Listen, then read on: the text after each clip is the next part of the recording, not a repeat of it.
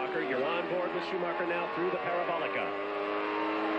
Now, of course, the Schumacher car, the Benetton, certainly hasn't shown as well as the Jordan this year at any stage of the proceedings, hardly. And one of the problems that's supposed to be with this car is the fact that it's on the Pirelli tyres.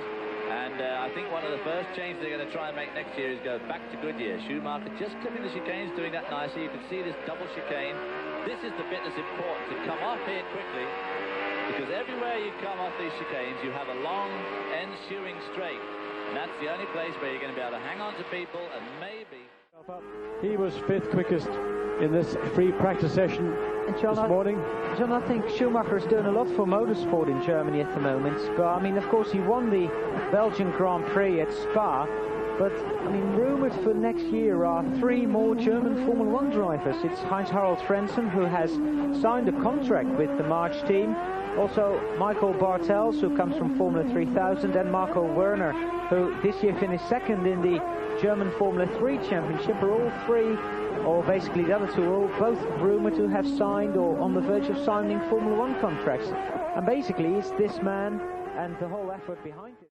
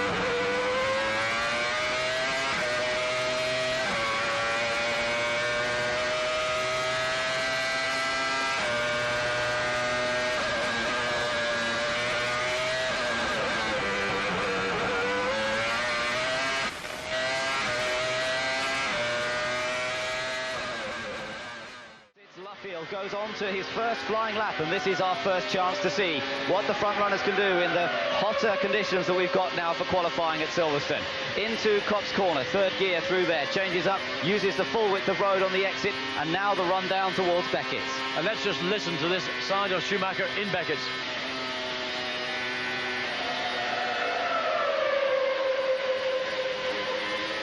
Well, Schumacher, in fact, reverted back to his race car, his prime car. He ran the spare car this morning. Then he's got a revised airbox mechanism, but he's back into his regular...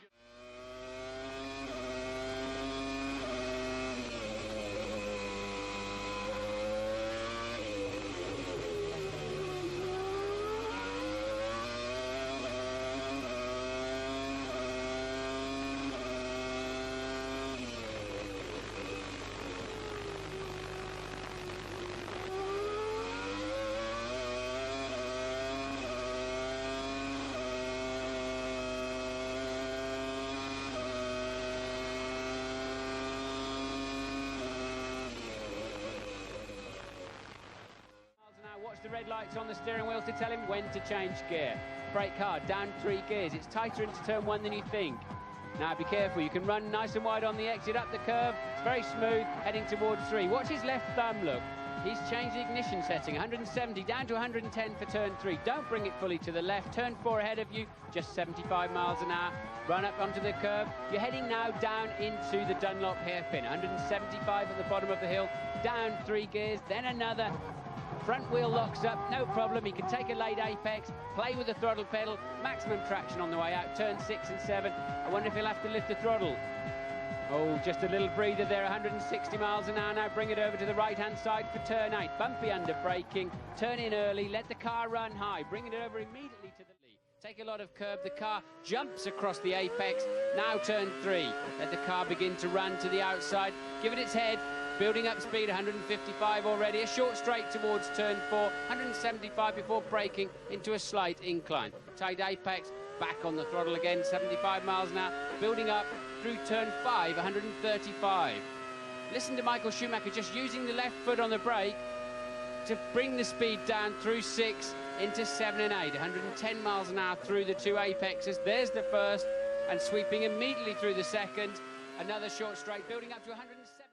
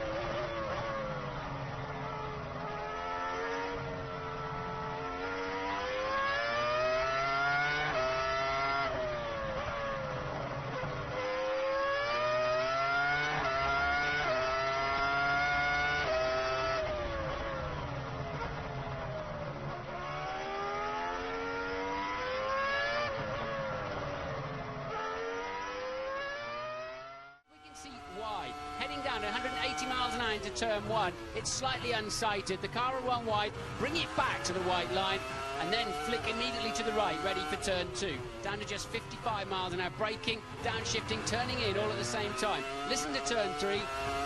Easily full throttle, unlike the Michelin runners, 140 up to 175 miles an hour. The blind, turn 4. Immediately hard back on the power, into 5, 80 miles an hour. Bring it in early, the car will start to walk towards the outside. Up to 140 once again before braking very hard into a first gear, 50 mile an hour chicane. It's looking...